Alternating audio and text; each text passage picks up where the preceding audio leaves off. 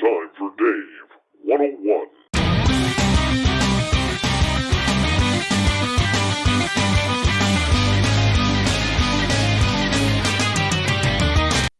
The one thing that I want to say is this. The entire UFO world really needs to take a bunch of chill pills right now because we are overhyped, overzealous, and overextended on the topic at hand. And really, in my opinion, it is not doing any good for the study of ufology. In fact, there are times when I think we look like a bunch of fools to the rest of the public whom we are trying to convince this is real. This is the subject that we need to be taking seriously. And for those who don't believe, follow our leads. How can we ask anybody to follow our leads when there are so many of us who are literally acting in lunacy? No one is allowed of an opinion. No one is allowed to have a focus. Accusations flying abound from anybody who's an experiencer is a liar, to nobody asks tough questions, to Luis Elizondo is someone who is Satan himself in the UFO world, to those who don't believe that people should have different profiles. Now, a couple of good people who are really duking it out these days, good friends of this show, both of them, Luis Jimenez from UCR, Unidentified Celebrity Review, and Thomas Fessler from Disclosure Tonight, they are both good people. They are both passionate people. Both have great YouTube channels that I suggest all of our audience should really subscribe to. They are people who are extremely passionate about this subject. But a topic came up earlier this week where it's caused a lot of infighting again.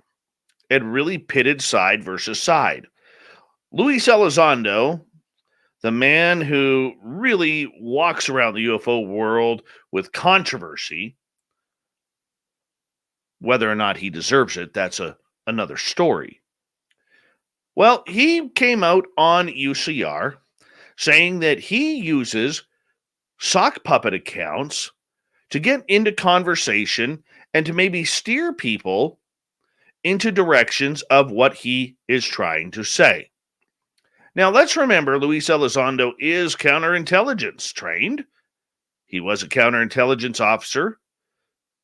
And this is a man who is a very respected veteran of the United States Army and a very unique individual. He's polarizing. He's captivating. The UFO world hangs on every single word he says. This gentleman literally gets broken down and taken apart for every sentence he says, more than the JFK film or the Patterson-Gimlin film combined. So during his comments, Rather Be Squidding, yes, stage name, Rather Be Squidding, at Be Squidding on Twitter, comes out and challenges Elizondo on why he has sock accounts and says he doesn't like it. Great. He has an opinion. But there are many people out there who disagree. Think Rather Be Squidding should shut up. I'm on the fence with this because I've met some famous people over my time, and I understand why they have sock accounts. It's a difficult world out there, especially if you are famous for one thing or another. Whether you're Lou Elizondo for UFOs, whether you are famous for your music, famous for your athleticism, famous for politics, famous for movies or television, or maybe you're just a somebody with fame in your own town. Maybe you're a reporter, a journalist, a television host, the mayor, whatever it may be. People use sock accounts so they can say what they want. Now, of course, there is danger in that because it does create a lot of havoc on places like Twitter and Facebook. But for those who deem it necessary, who are of a bigger stature and name, I have no problem with it. In fact, a good friend of mine who's been involved in the music industry for over 30 years told me once that on his profile of Facebook, he has dozens of musicians who are using sock accounts. Why do they do that? They do it because if people knew their rightful perspective on things like politics, on things like movies, or musicians who are getting pushed while others do not by the record companies, they'd be out of a job. Their music contracts would be canceled. That's how fickle that world is. It's walking on eggshells for most people who are famous because we now have people out there who are committed to this whole cancel culture era that we are in. Where if you say the wrong thing or do the wrong thing 15, 20 years ago, that is somehow, even though the majority of us have changed in 15, 20 years, and not just in hair color or body type, that somehow that should be held as guilty as charged for what we do and how we act today. It's very fickle. So I don't blame Luis Elizondo for having an account. The way he's been attacked by people on Twitter, there is the dubious documentary that has been made about him doxing.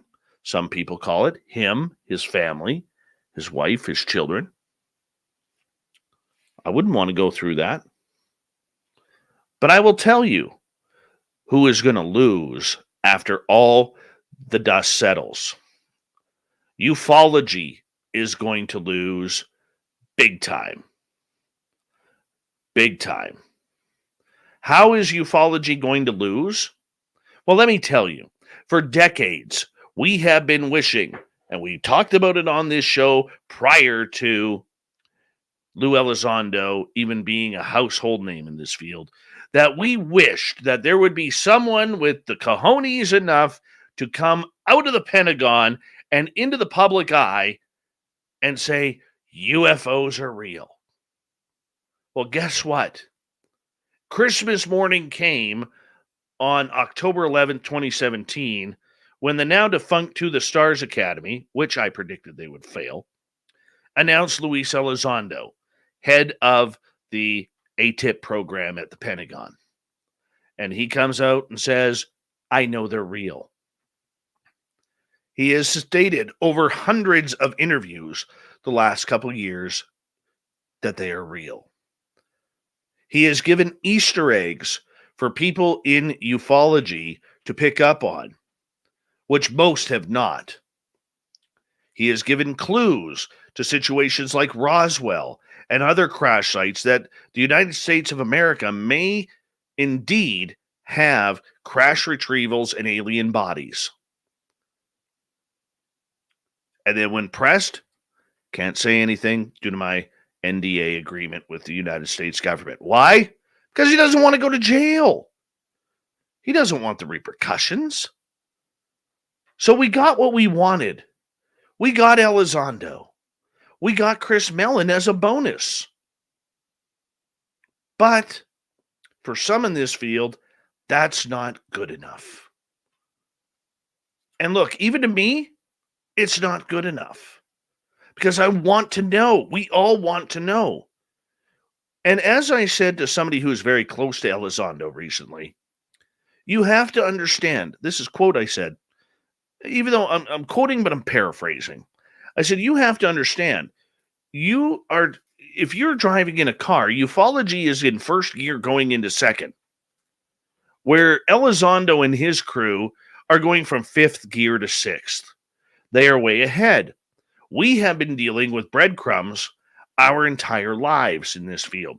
Doesn't matter whether it was somebody like the late, great Stanton Friedman, or somebody like Richard Dolan, or somebody who just turned 80 years old recently, and Linda Moulton Howe, or new people who were out there who just jumped on the bandwagon because they saw it on the news a couple of years ago and they went, holy cow, this is something I want to dig my teeth into. It doesn't matter. We have only been given breadcrumbs. And now we've been asked to have a little taste of the steak and the mashed potatoes, garlic flavored, of course, and the asparagus and the carrots and the mushrooms. And we've been given a taste. And what have we done? We've spit it out all over the place. Like it's non-existent. Like, oh, this is what it's like? Ew, I don't want anything like that. No. Look, I'm not saying Luis Elizondo doesn't deserve some of the criticism. Okay? Because when you work in a position like that, you got to come ready to rumble every day. And he knows that. Being in the watchful public eye, he knows that he is a target for what he has talked about. He accepted that role. Maybe he didn't accept it to be as personal as it's become, nor should it have become that personal. But it did. It's because he's polarizing. But ufology has to realize that we're like a Cinderella song. We don't know what we got until it's gone. And it wouldn't surprise me, because of the way we all have acted towards Elizondo, his friends, and this entire subject, it wouldn't surprise me that by summertime, Elizondo will disappear. He'll be gone. He'll say, I've had enough. My wife has had enough. My children have had enough.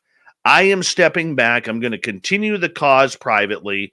I may talk to one or two people out there, but you know what? For the rest of ufology, here's your middle finger. Go screw yourselves.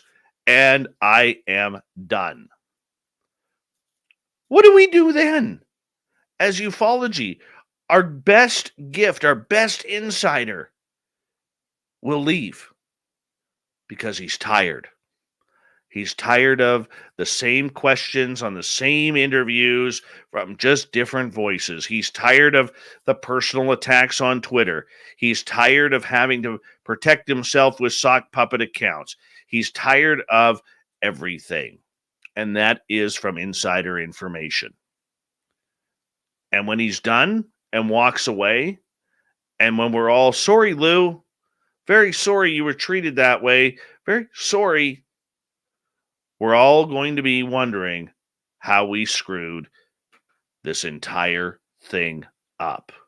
Welcome to Ufology 2022, because nobody could screw it up better than us. And that is your Dave 101.